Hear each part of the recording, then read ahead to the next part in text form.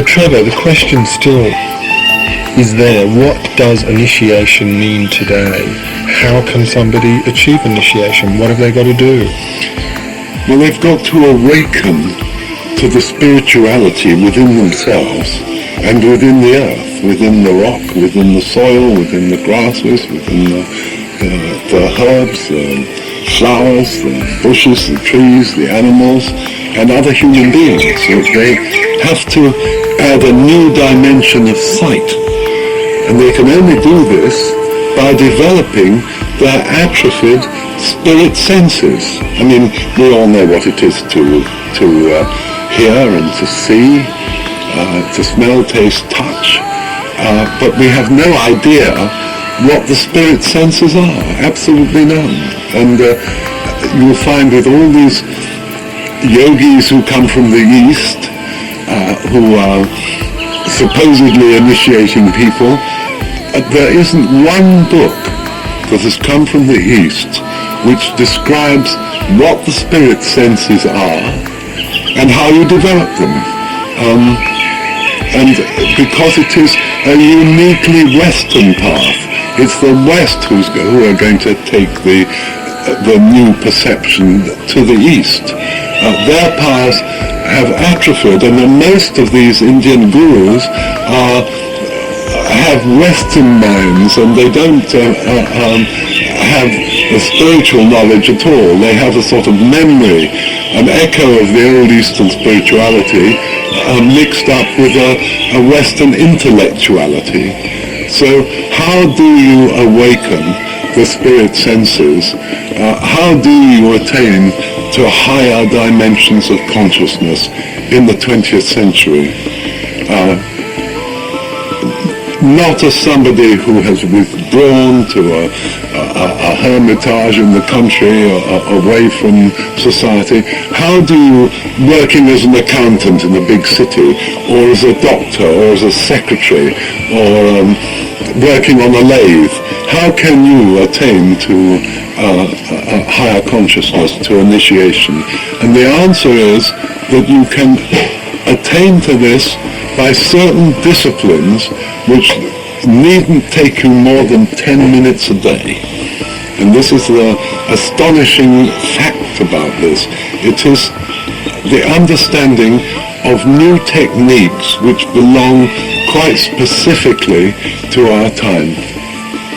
So Trevor, what actually are those techniques? Well, the most important technique of all, and the simplest technique of all, and something that people miss completely, is what I would call time reversal. Goethe, the German philosopher, poet, called it the Rückschau, the look back. Now this time reversal is very simple. Every human being is getting up in the morning and getting about the day's work and relating themselves to other people. A busy, occupied day from 7 or 8 in the morning until 8 or 9 or 10 at night. Now, if at night, before they go to bed, they sit down and they just go back through their day. They say, perhaps, in the last half an hour I've had a discussion with my wife or my husband or my family or my friends who visited, and we talked about this, and I sat there and they sat there. And the object is to put yourself into your own memory images. For instance, I'm sitting talking to you now, doing this recording, and I don't see me. I can see my knees and my hands, but I see you, and I see the whole environment, but I don't see myself. Now, when I go back through the day with every event, I've got to put myself into the picture. I've got to have the capacity, like an artist, to see myself from outside. So you're on one side of this recorder and I'm on the other. Now tonight, when you go through your past day, you will have to see yourself from out in the garden perhaps, looking at both of us. You've got to see yourself as a stranger, and you've got to examine everything you did. You examine your motive, how you were sitting, why you were sitting like that, the sequence of your thoughts, and you try and see yourself as a stranger from outside, and you just do this. You couldn't, to do the whole day would take you hours, but you take, going back, parts of the day. For instance, see yourself getting into your car, okay? Now reverse it. And so you see yourself, first of all, you're outside your car, and now you're walking backwards, and then you get in, and then you go through the whole thing in reverse, even making the movements. And you're seeing yourself doing this from outside.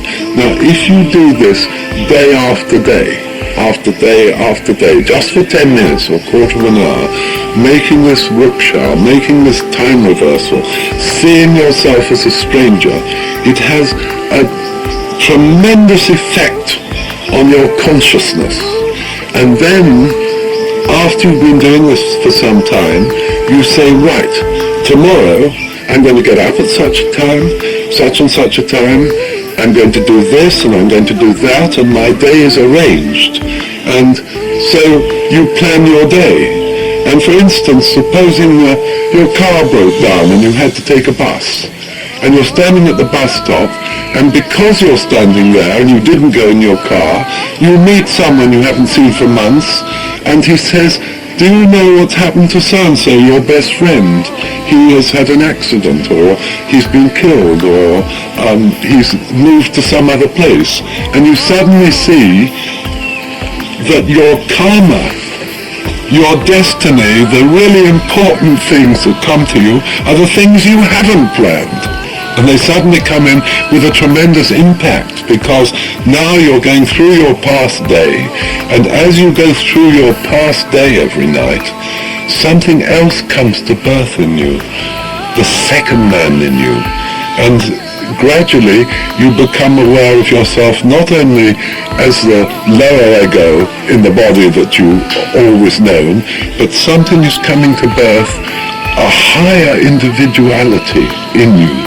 And this is the beginning of the initiation process, because you will sit putting your memory images back through the day, seeing yourself as a stranger, and suddenly you begin to become one with this being, this new being that's coming to birth in you.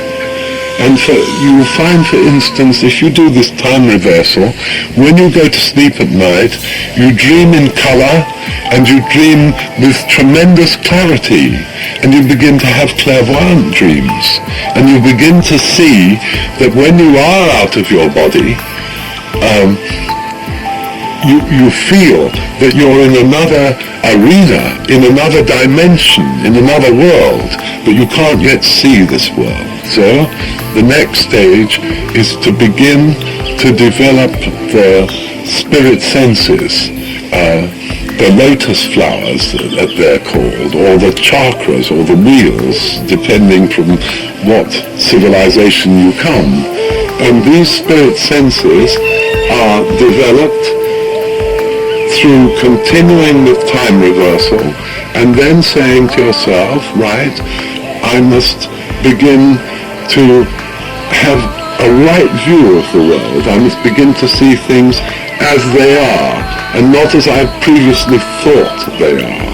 I must be more observant, and I now must watch every word I say and see that it has meaning, that it's social, and I must watch my acts and my deeds, and I must strengthen my will, and I must find the right vocation so that I can serve humanity, and I must form the right habits, and I must have mental awareness of myself and what I'm doing all the time.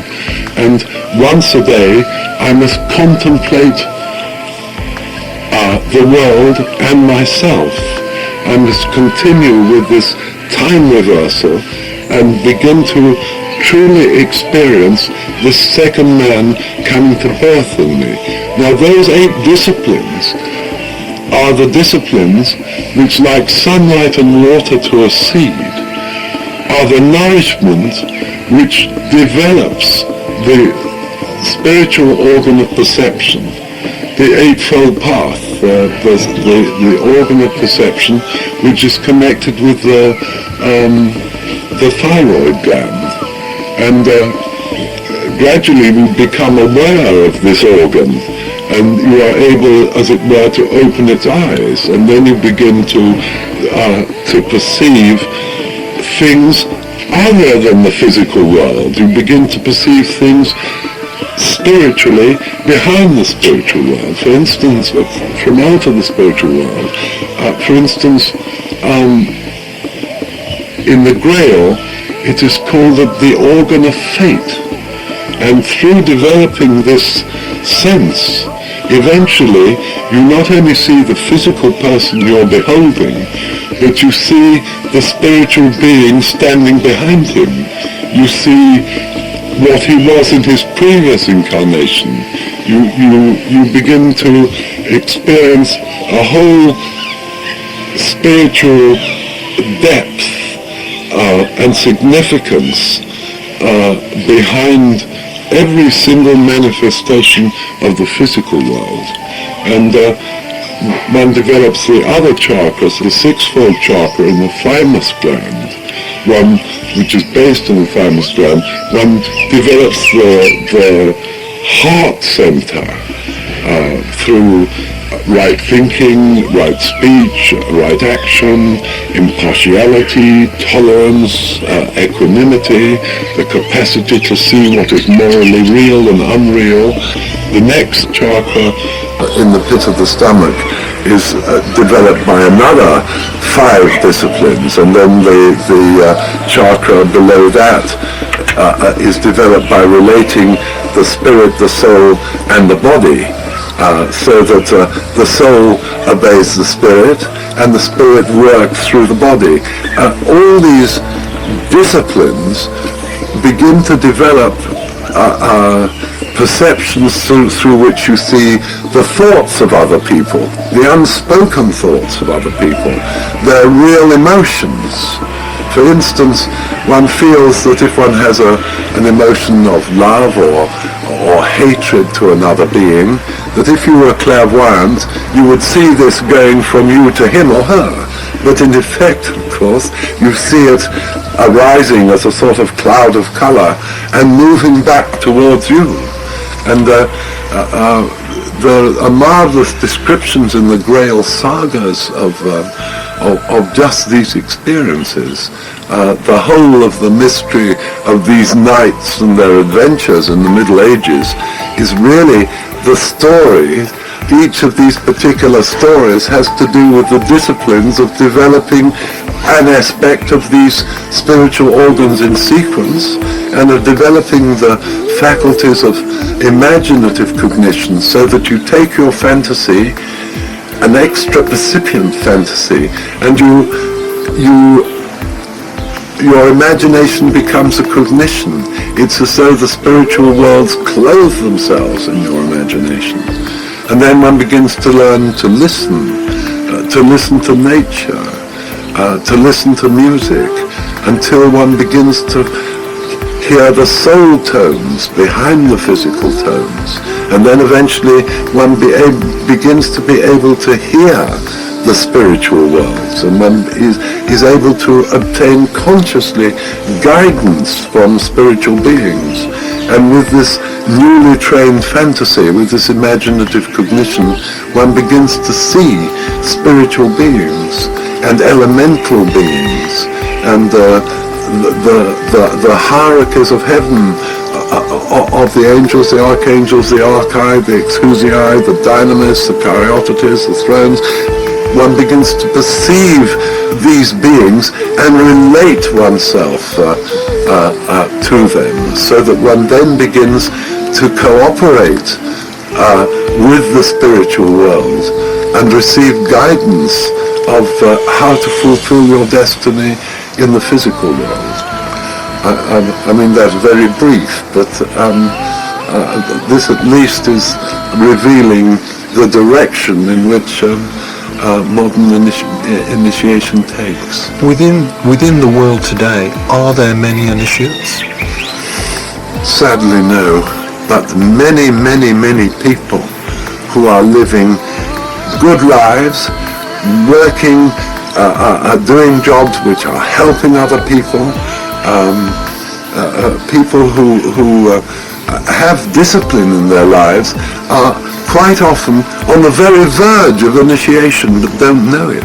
It's only a matter of awakening them to doing certain things consciously and purposefully and meaningfully, which they would only otherwise have done because it was part of the discipline of their life.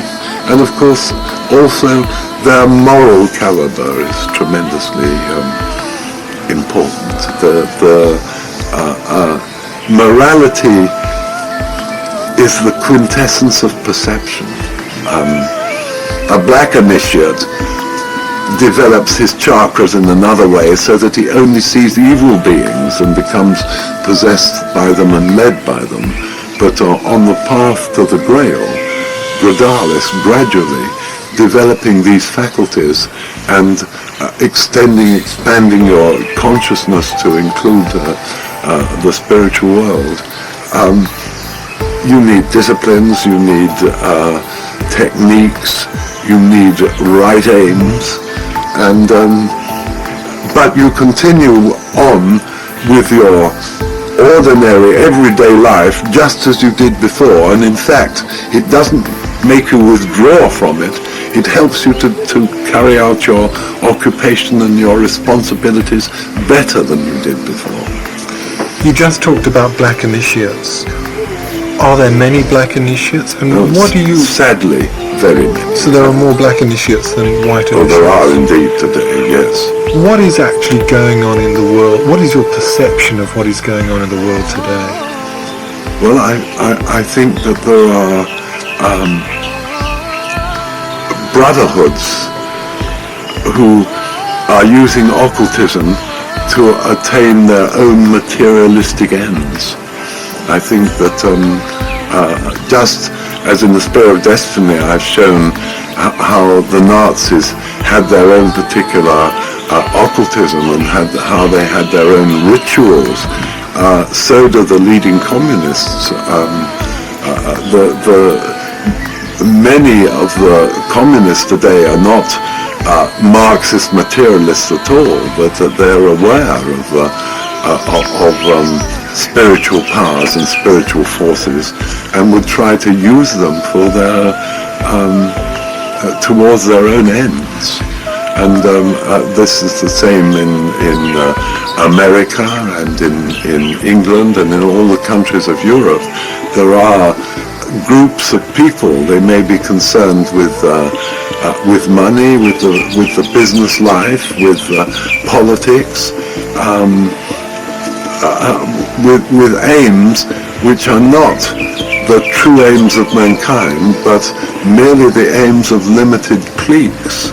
And these groups are extremely powerful in the world and are behind world politics today.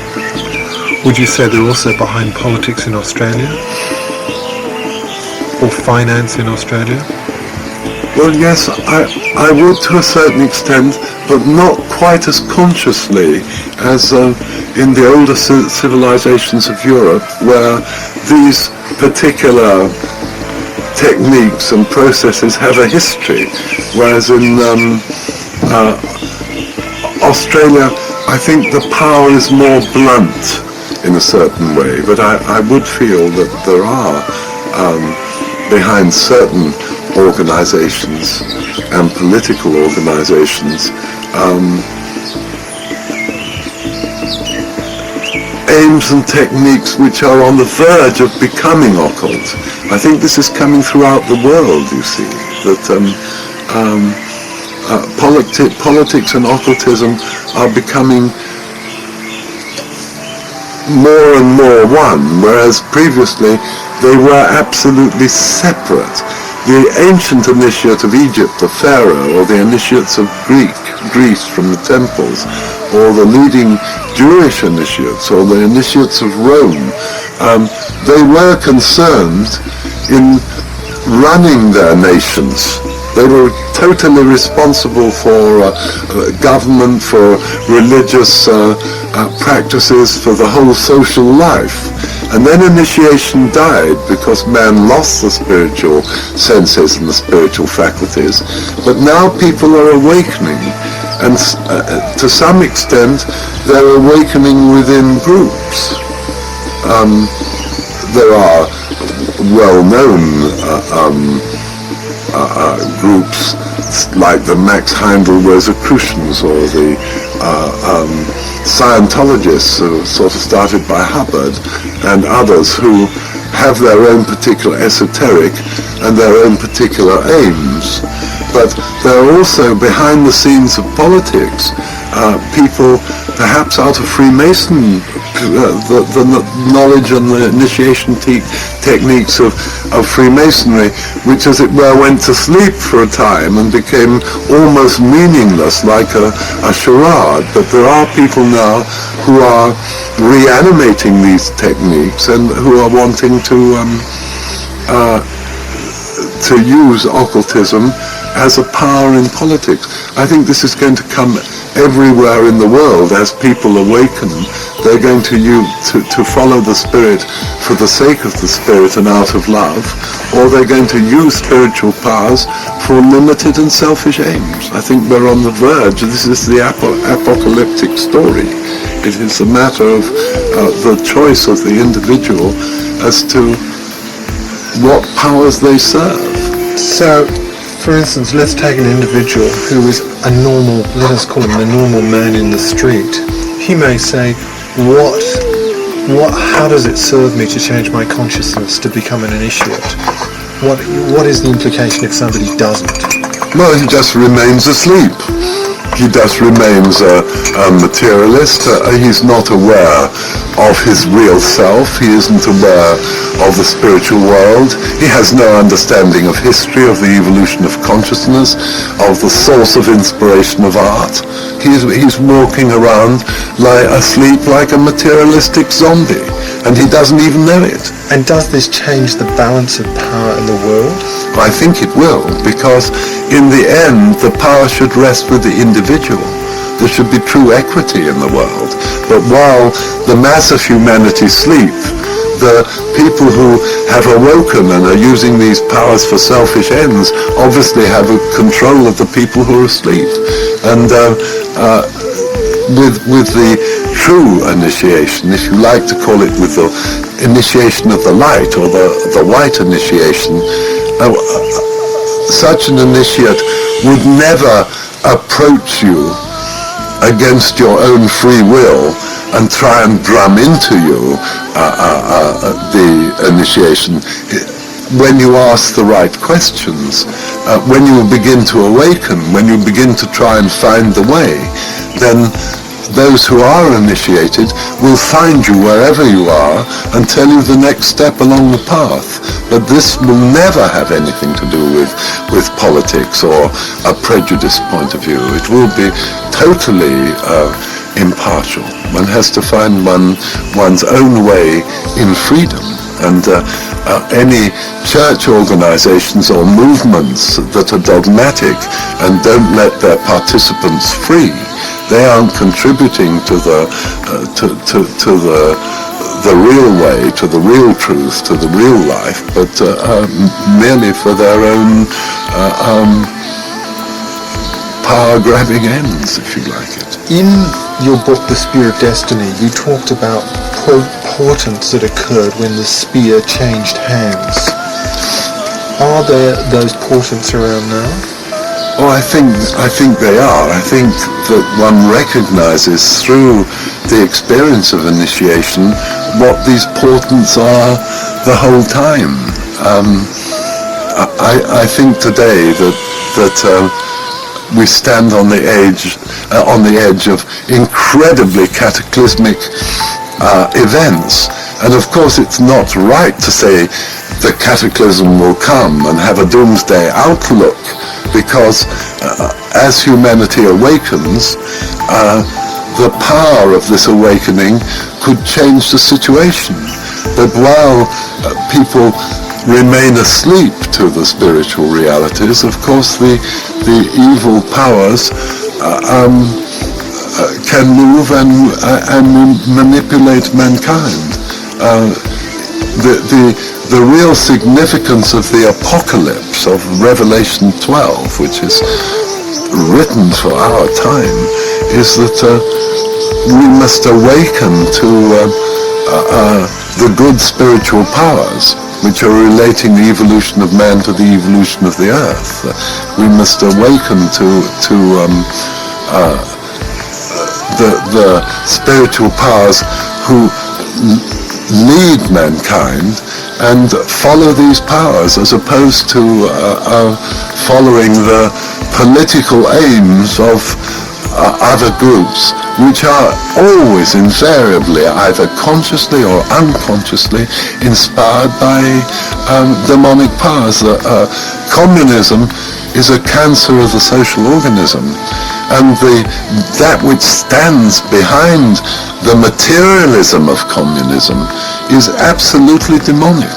It's something which is trying to chain man to explain everything on a physical basis, so that man cannot awaken to the spiritual being that he really is. And on the other side, there are hierarchies of power which want to lead man into their particular domains where he is unfree, and they are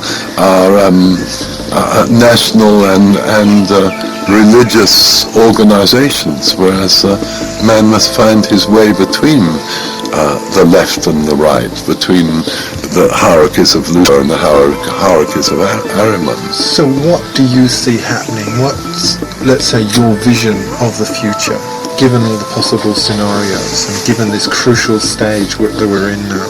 Well, I think because man has lost all knowledge and perception of the spiritual world, he is being manipulated by adverse spiritual powers.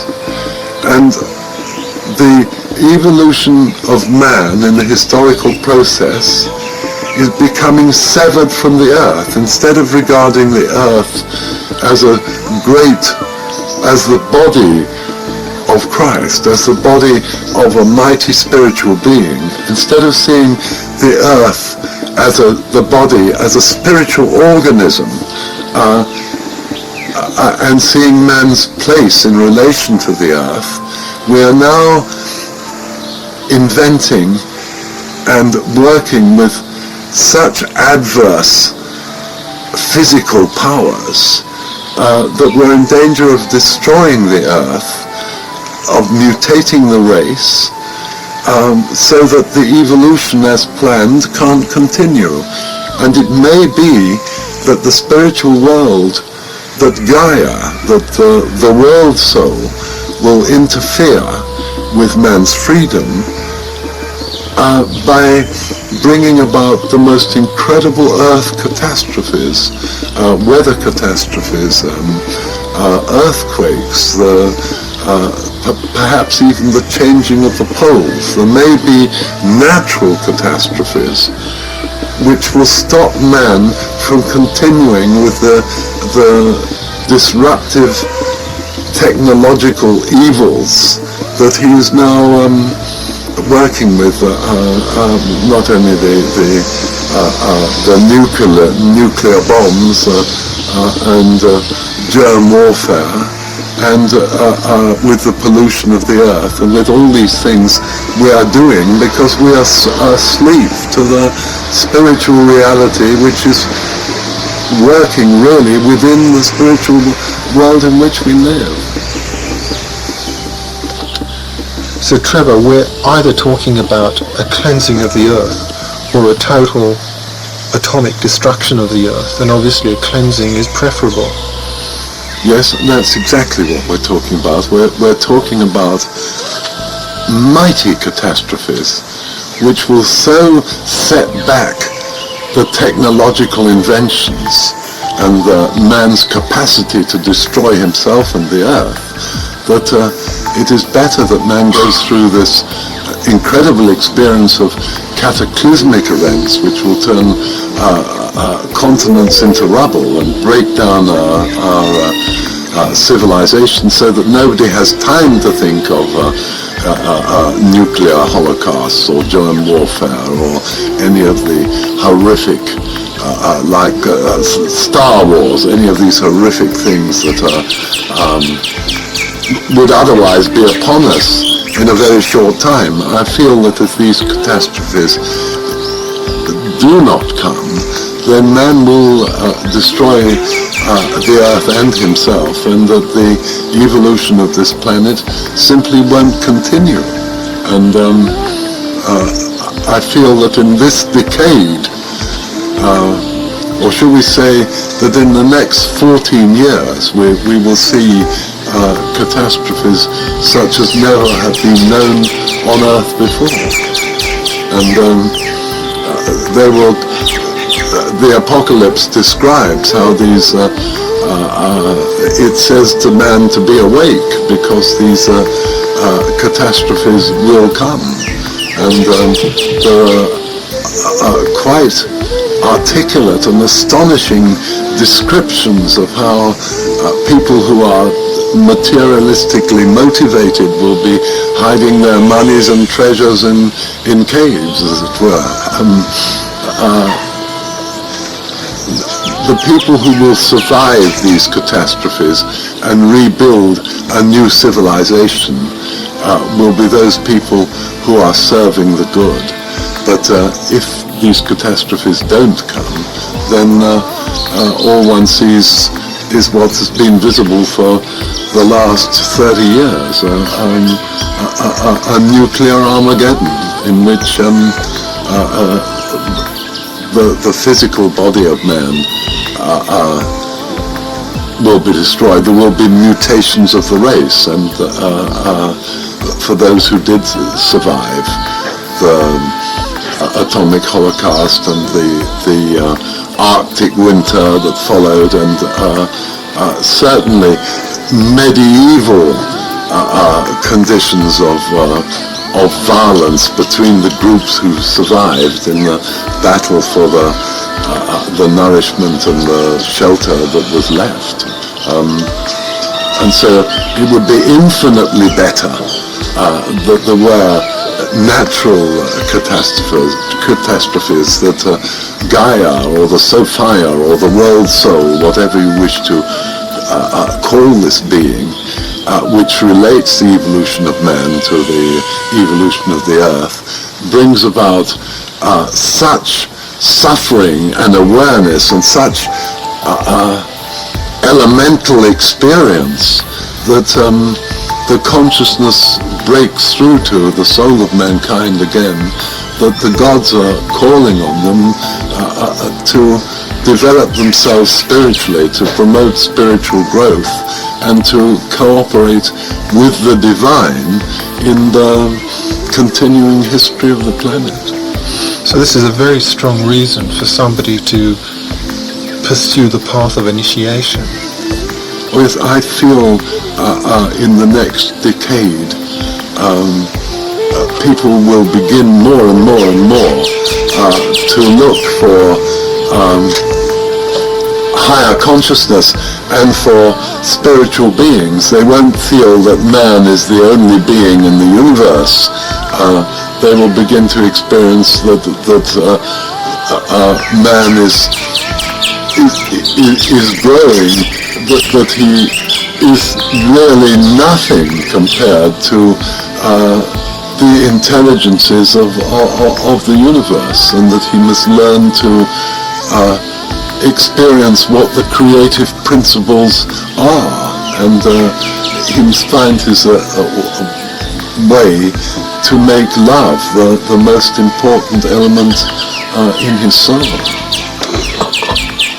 So Trevor, what is the implication of all this on the Southern Hemisphere and on Australia in particular? Well, I always regard Australia as the most innocent and the most untouched continent. Australia is not concerned with the post-Atlantean age or the age of Atlantis or the age of Lemuria. It comes from Hyperborea, the creative forces, the magical forces in Australia are quite exceptionally strong, although the Australians as such at the moment are not really aware of this.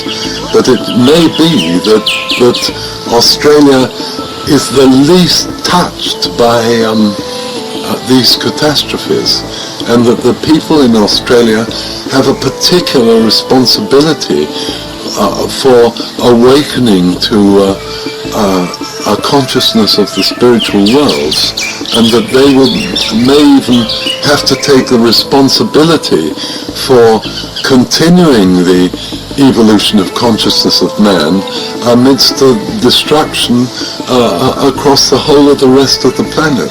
I feel that it is genuinely possible that Australia may have to take a spiritual responsibility which would otherwise rest on the world.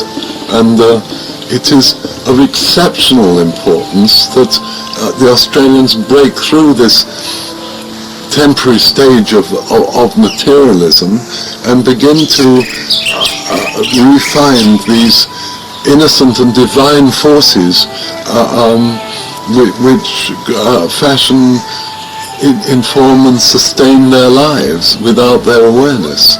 And it may be that the new development of the earth after the cataclysm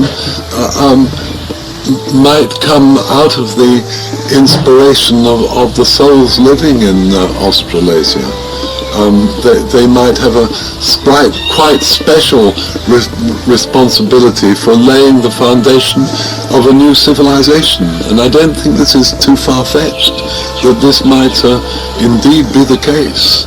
And if so, it's an incredible responsibility on the people here, and particularly on those people who are aware of the need for a spiritual awakening. So wherein lies Australia's uniqueness?